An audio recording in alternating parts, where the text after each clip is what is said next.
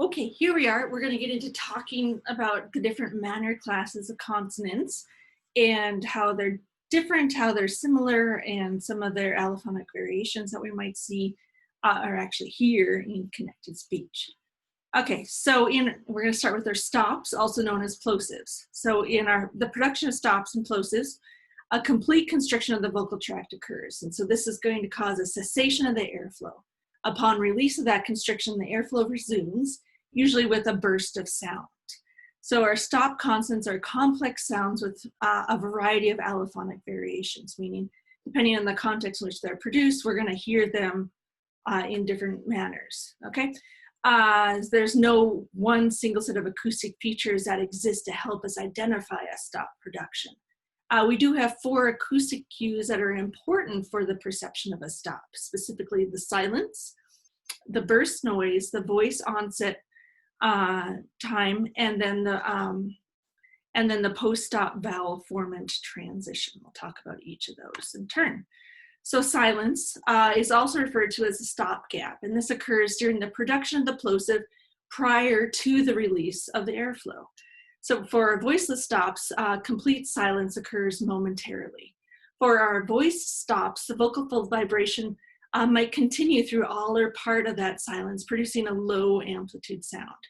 And so this is going to depend on the duration of that voice stop. In running speech, the stop duration is often so short that the voicing will continue throughout. During that closed portion of the stop, that voicing is substantially damped by the vocal tract so that it is just this low energy sound and not something loud like a vowel might be. And the presence of voicing during the closed portion is often referred to as the voice bar, which we'll see in our spectrograms. So we can see here, these are our voiceless stops, and you can see the stop gap here, and you can see how there's pretty much no activity in that spectrogram, and then later we'll have the burst, and all of a sudden things are happening as we're releasing into the vowel, okay? On the other hand, here with our voice stops, we can see down here, this is our voice bar. So that's that voicing that's continuing on during the production of the voice stop as we're transitioning from one vowel to another, okay? So a brief transient burst noise occurs upon the release of that occlusion and the impounded air, all right? So during the closed portion of that plosive, that air pressure is building up within the mouth, and the intraoral pressure, the pressure inside our mouth, is raised above the atmospheric pressure. And so the release burst results from the sudden meeting of those two pressures, the intraoral pressure and the atmospheric pressure. The duration of our burst is 10 to 30 milliseconds for voice stops and slightly longer for the voiceless cognates. So this burst noise is seen in our waveform as that sudden change in amplitude after that flat portion of the line representing that silent closure. So in the spectrogram, the burst may be seen as a sudden appearance of energy across many different frequencies. So again, we can see here, there's pretty much nothing, then all of a sudden there's the burst. And in our waveform proper, you can see how it's essentially flat, and then all of a sudden there is this abrupt onset going from essentially flat to this, essentially a pretty big peak here. That's characterizing that burst of the stop. Okay, and then again, similarly with our voice stop, you can see the burst in the voice stops isn't quite as prevalent as we see with our voiceless stops, partially due to the voicing characteristics, the transition sense that there's still voicing in the voice stops as we go into the vowel. It's not such an abrupt difference from one production to the other. Okay, so here are 2 speech waveforms that illustrate that closure interval for the stops in productions of ah, ta, and ah, da. So the oral air pressure, here represented as PO, and airflow traces, represented as VO, are shown and synchronized in time with each acoustic waveform. So for the ah, ta traces, the onset of the t closure indicates that final glottal pulse of the, so for the ah, ta traces, the onset of the T closure indicates the final glottal pulse of that first vowel. So we see it right here, that's the closure. And after which there's minimal or no acoustic energy for approximately 70 milliseconds. And this then is that closure interval of the voiceless stop. For our ah, da, the D closure again contains weak periodic energy. So you can see that in the waveform, how it's not completely flat. There's a little bit of something going on. So that's that low volume voicing that's continuing through the closure. And so the airflow coming through the mouth is approximately 130 cc here during the first vowel, and it decreases rapidly to 0 during the onset of that closure interval. The oral air pressure is nearly 0 during the vowels and begins to rise at the onset of that closure interval. So this is all aligned by time. And it continues to rise until it's released by the constriction of the burst, and then it drops back down to 0. And at the instant of release of the stop closure, there's a very high airflow, which decreases to nearly 0. Right here, here's that airflow as soon as all that air is released out of the oral cavity. Okay, so hopefully that's another way of representing what's happening in terms of airflow, velocity, and pressure, and just the energy that's coming from the vocal folds. Okay, so release of our voices stop in initial position of a syllable may occur with or without aspiration. This aspiration is like the sound produced by like in a rapid voices sigh. Our voices stops are nearly always aspirated in stressed syllables, such as in pie, but it might not be aspirated in a word like apple as it is in that unstressed syllable, okay? Our voices stops are also not aspirated when it's in syllable initial clusters, such as our S-stop clusters, such as spy, okay? The P in spy, we're not saying spy, we say spy. There's no aspiration of that P. Please note that aspiration does not occur with the release of our voice stops. There's no aspiration ever with the voice stops. You may hear something on the end that is some sort of vowel that is being produced in conjunction with your voice stop. There is no aspiration with voice stops. Our aspiration is marked with the superscript H diacritic right there. And that aspiration noise is likely a function of the transition of the vocal folds from voicing to unvoicing and then back to voicing. Okay, so our vocal folds are vibrating during the vowel prior to the plosive, and then they separate slightly during the unvoiced portion of that closed phase of the voices stop. And then upon release of that stop, the air resumes its flow through the glottis, and that turbulent airflow that's escaping through that narrow vocal folds is going to create that aspiration noise before our vocal folds resume vibration. Okay, so it's really, I'm thinking about it as some sort of co-articulation effect, just due to how the vocal folds are asked to vibrate and then not, and then vibrate again. Okay. So here in this situation, we have productions of a pair, a bear, and a spare, and we can see how that aspiration occurs after the voices stop P. Well, there is no aspiration after the voice B, and we also do not see aspiration when that voices stop P is in a cluster in the word spare. Okay, so aspiration is only occurring when that voices stop occurs by itself, and part of that is because that S is voiceless, so the vocal folds have already stopped vibrating for the S, so we don't have to have that closure, the vocal folds, and then the release. It's already been the vocal folds have already been opened before we had to produce that stop. Okay, and here again, just to compare the production of a T and a D in between vowels, that so we have et te and et de, and you can see the voice bar, we can see the bursts, we can see the stop gap and that aspiration period before we head back into the vowel. Again, aspiration is really looking a lot like the production of H, which we'll get to, but it really has fricative type characteristics. We do not see that aspiration again with that voice stop, because aspiration is not something we see in the voice stops. Okay, so again, in the production of stop consonants, we have a brief period of time where the turbulent airflow is produced. Essentially, as the articulators break away from the stop constriction and move towards our open vocal tract, there is a very brief interval where a narrow constriction is formed between our active and passive articulators. Right here is a zoom view of the burst following a vowel.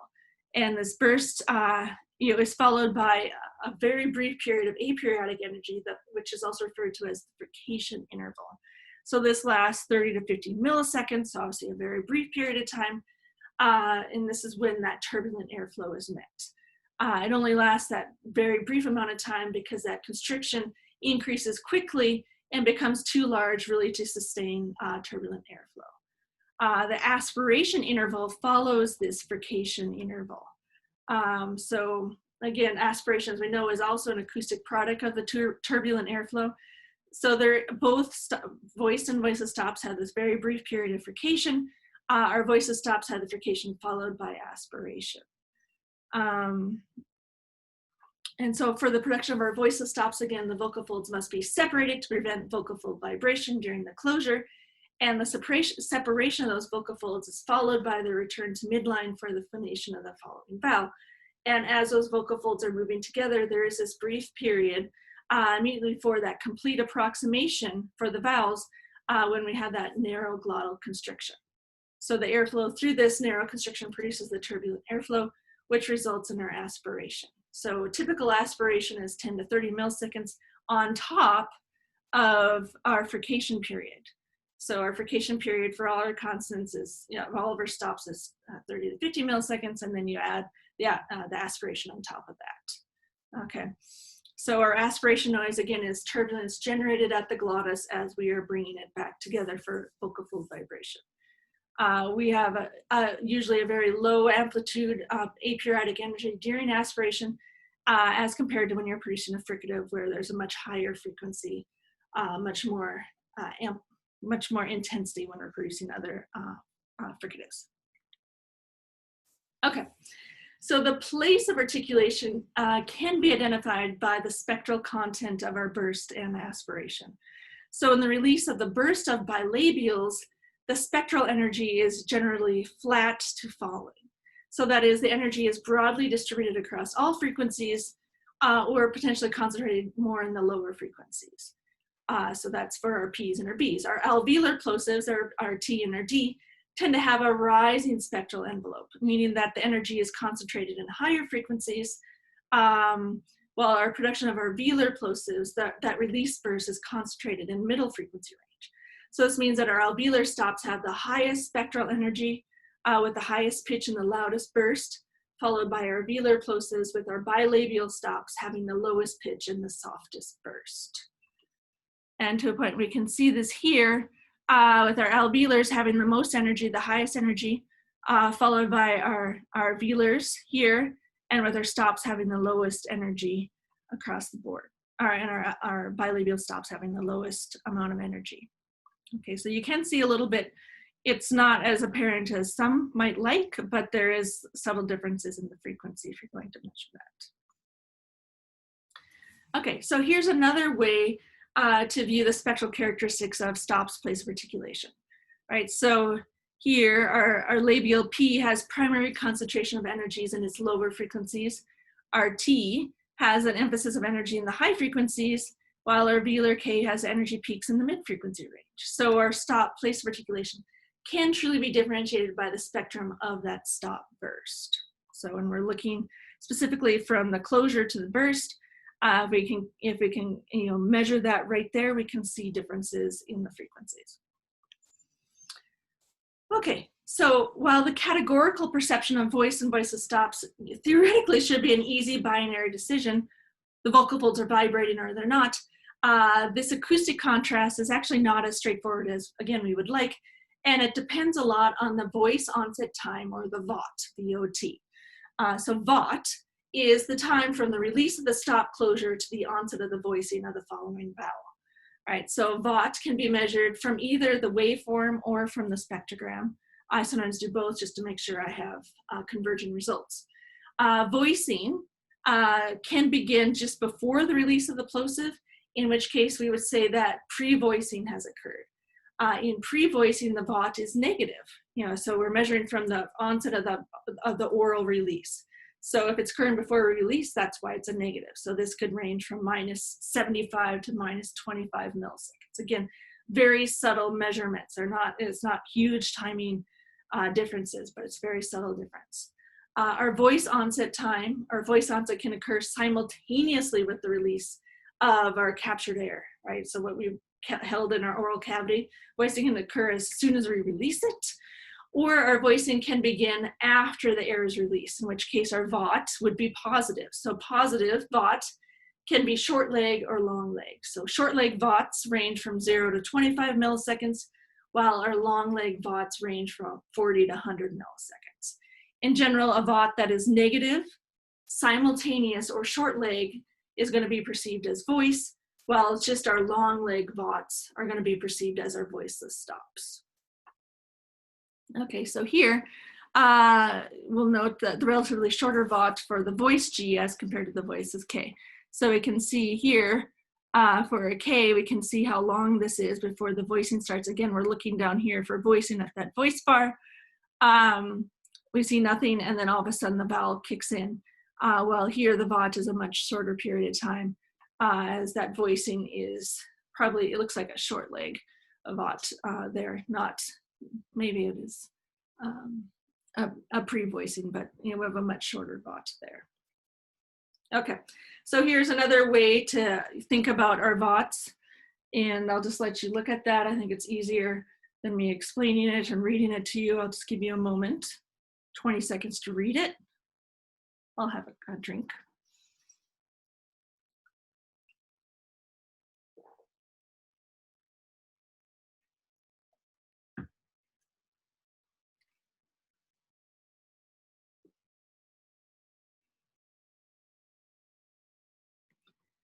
Okay, so here's another summary table of VOT. Again, some voice stops are produced with glottal pulses that are occurring before the release. So these are our pre-voiced stops with negative VOT values. And then just, you know, with our positive VOT values representing that delay between the burst and the first glottal pulse of the following vowel. So positive means, you know, voicing isn't occurring until after the release. Our negative VOT values represent the time during which the glottal pulses within the closure interval precede that burst. Both our positive and negative VOT values are common in voice stop productions. Here, right here, this line is about at 25 milliseconds post-release. Okay, that's sort of the boundary, the typical boundary between positive VOTs for voice and voiceless stops. So again, our voice stops are expected to have VOTs exceeding 25 milliseconds, while our voice stops are expected to have VOTs less than 25 milliseconds, again, potentially being negative VOTs as well. Our voice onset time can vary in systematic ways, primarily for those voiceless stops, with smaller effects being seen with our short leg voice onset time. So our VOT is affected by the position of a voiceless stop relative to the stressed vowel. So longer voice onset times are measured when our stop precedes a stressed vowel as compared to when it follows a stressed vowel, because often it's going to be in an unstressed syllable. Slower speaking rates result in longer VOTs for voiceless stops, while faster rates result in shorter VOTs.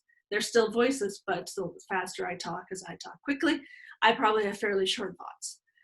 More formal speaking styles result in longer voice onset times in voiceless stops, while casual speech styles result in shorter VOTs as well. Voice onset time also varies slightly by place of articulation, with our bilabials having the shortest voice onset times and our velars having the longest. And that's partly due to just the release of the stop. It's, you know, it's pretty quick to open your mouth, but the release of the dorsum of the tongue against your soft palate might be a little bit longer to fully release that. Okay. The articulatory posture of our vocal tract shifts as the speaker moves from the stop to subsequent vowels. So vowel production begins while stops are still being released. Formant transitions of our voice stops are easier to see in spectrograms than those of the voiceless stops, because again, there's no voicing for a while. Because, you know, those voiceless stops are also obscured by that release burst noise. There's that burst noise and the aspiration. We just can't see things as well with all that other aperiodic noise happening. So in terms of our first formant, the F1 rises in consonant vowel position and CD position, while it falls in vowel consonant position. So depending on the position of your stop it's going to rise when the stop comes before the vowel, and your F1 is going to fall when it comes after the vowel. And this is the result of the plosive manner of articulation. So going from occlusion to openness or vice versa, that's going to affect our F1. And again, our F1 is a marker of the movement of articulation, but it's not a marker of the place of articulation. So stops have this very specific F1 transition that we're not necessarily going to see in some other manners of articulation. Our second and third formants are the relevant perceptual markers for place of articulation. Again, remember that constriction of our lips lowers our formant frequencies. So that means for our bilabial stops, F2 and F3 have that vowel start at lower frequencies. And so when they move upward quickly, but they move upward quickly as the lips are widened into the steady state portion of the vowel. Okay, so just in general, those lips, the rounding of the lips, the closure of the lips is going to affect and decrease our formant frequencies. For our alveolar stops, our F2 and F3 are not as low as those that we see with our bilabials, again, because the lips aren't necessarily involved. And the F2 and F3 for our alveolars depends on the subsequent vowel. So in our production of the velar stops, our F2 and F3 begin very close together. So this is sometimes referred to as the velar pinch, and then they spread apart as our vowel is produced. Okay, so here, what else do we have to say? I guess I want to just talk about the velar pinch, but not yet, I guess. So the perception of our stop consonant voicing is also going to be influenced by the duration of the vowel. So vowels are always going to be longer before voice stops than voiceless stops. And honestly, this is the true for all consonants. Vowels are always going to be longer before voiced consonants than voiceless consonants. So you can see here, you know, we're saying a bat boy and a bad boy, and you can see the duration of the vowel is much longer before that voiced consonant.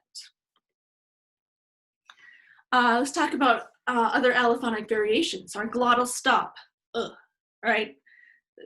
When I say what you're hearing is the vowel, the wedge, the but the glottal stop is the rapid cessation of the voicing before I release it into the okay? The hard onset of voicing takes place when our vocal folds are firmly approximated prior to initiating phonation. So it's really, when I say it's the sound, it's the closure between the and the o. The thing that separates those two vowels is the glottal stop. All right, so this is involving significant medial compression of our vocal folds, and it builds up a lot of lung pressure. And so when those vocal folds are released, the vocal folds are blown apart and the air rushes out rapidly. Okay, the glottal stop is not voiced because the closure of the stop gap is achieved as the vocal folds are approximated. It's also not aspirated. Essentially, it's a cessation of time. All right, our glottal stop is an allophonic variation primarily of our alveolar stops, you know, when we're not saying things like So we're gonna hear our glottal stop in the middle of words. So I could say butter, or I could say butler. I could say little, or I could say little, right? So it often precedes syllabic consonants. So you'll often see it before M's and N's and L's. M's, N's, and L's, those are our syllabic consonants. The is also arguably syllabic, depending on how you want to talk about it. But we're usually going to hear the glottal stop in the middle of words. We're not going to hear it at the ends of words. Some people, if I say something like nut, the closure is at my alveolar ridge. My tongue is there. It is a T, and I just haven't released that. You know, that is my unreleased T, all right? If I had the closure at my vocal folds, like nut, nut, that would be a glottal stop. And that's not what you're saying when I said the squirrel had hit a nut, right? I don't have the closure at the vocal folds. The closure is at the alveolar ridge. So think about that when you're transcribing things. You know, is it a glottal stop or is it an unreleased stop? Most often at the ends of words, it's an unreleased stop. Okay, so in summary, all stops have a closure interval. Our voiceless stops have a closure interval with no energy, while our voice stops have a small amount of periodic energy during the closure. Our voiceless stops have longer frication and aspiration periods than our voice stops do. Stops preceding stressed vowels have longer closure intervals, more intense verse, as well as some frication intervals. Our voiceless stops also have more intense bursts and frication intervals than do our voice stops.